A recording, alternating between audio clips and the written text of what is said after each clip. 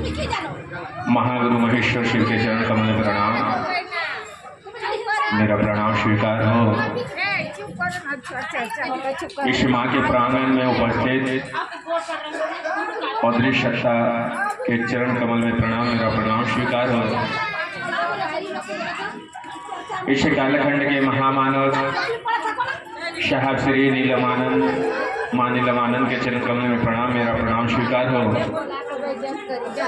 इस चर्चा स्थल पर उपस्थित सारे गुरु भाई बहन को मेरा प्रणाम स्वीकार हो। आज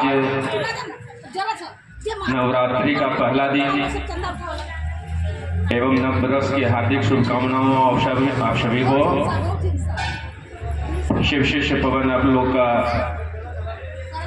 इस गुरु मंच पर इस गुरु चर्चा में उपस्थित हुए हैं।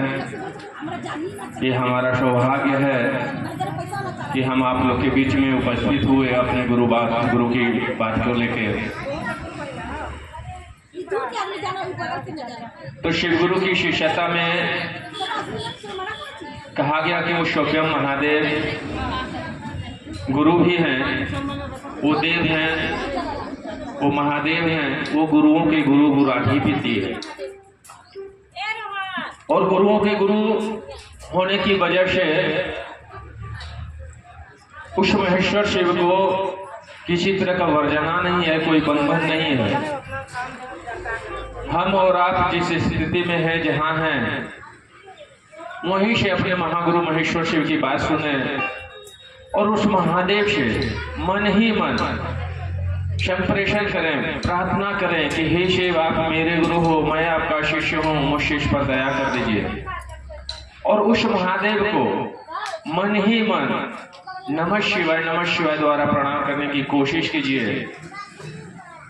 इससे हमारे आपके जीवन में जो परिवर्तन, जो अनुभव होगा, हम और आप बैठकर एक दूसरे गुरु भाई बहन को बताते हैं, समझाते हैं, ताकि उसके अंदर भी शिव के प्रति प्रेम पैदा हो, वो भी शिव को अपना गुरु बना करके अपना जीवन यापन करे।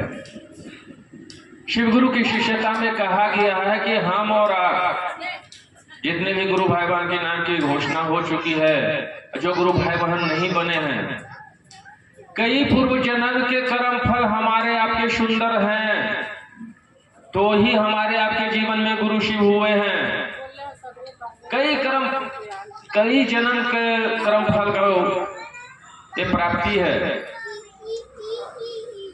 सभी के शिव गुरु नहीं हो सकते हैं, याद रखिएगा। बहुत सारे जगह हम और आप जाते हैं घोषणा करने के लिए।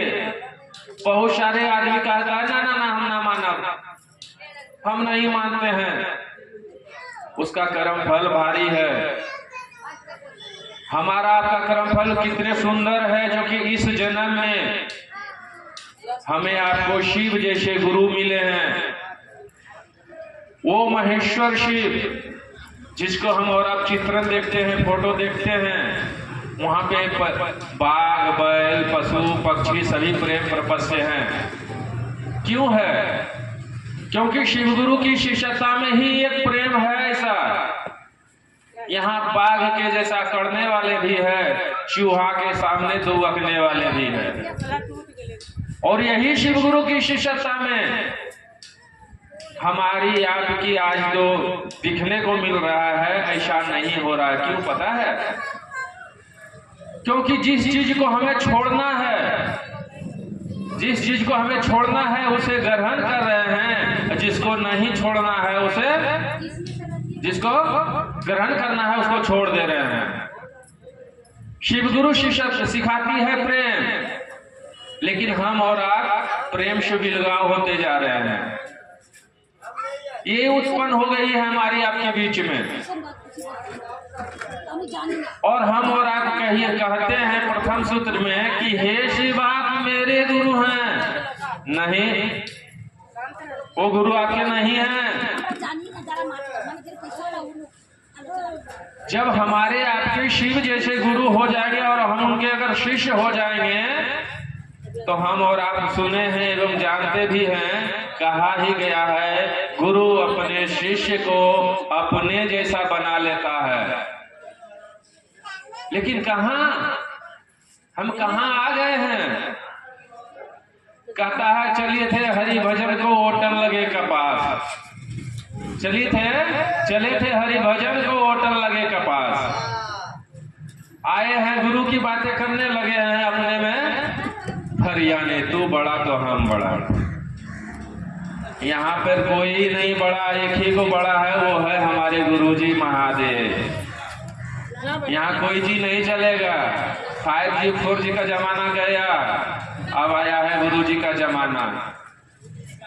और शिव गुरु की शिष्यता में कहा गया है कि वो भगवान शिव हैं। अगर वो गुरु हैं और हम और आप उसको शिष्य भाव देते हैं तो हमारे आपके कुविचारों पर भी महादेव उतरते हैं। विचार को तो छोड़ दीजिए, कुविचारों में भी महादेव उतरते हैं। इस माँ के प्रांगण में पहली नवरात्र है ना, आज माँ की पूजा है। इस माँ के प्रांगण में बैठकर कह रहे हैं, हमारे साहब कहते हैं कि महादेव विचारों में ही नहीं कुविचारों में भी उतरते हैं। बशर्ते हमारा आपका शिष्य भाव होनी चाहिए महादेव के प्रति। महादेव के प्रति हमारा आपका शिष्य भाव नग्न है, नहीं है। हम और आपका भाव क्या है? जगत के आकर्षण के पीछे, जगत के व्यक्ति वो कर रहा है, जगत के व्यक्ति वो कर रहा है, और हमारे बीच में आके बहला कर हमें आपको गुमराह करके रास्ता से भटका दे रहा है। तो हम और आप कहाँ जाइएगा? भटकवे नहीं कीजिएगा। जब 10 की बात सुनिएगा तो हमारे साहब ने कहा, सुनो सबका, लेकिन मैंने जो कहा है, हमारे साहब कहते हैं मैंने जो कहा उस पर चलिए, आप कभी भटकाव के रास्ते में स्थिति में नहीं जाइएगा।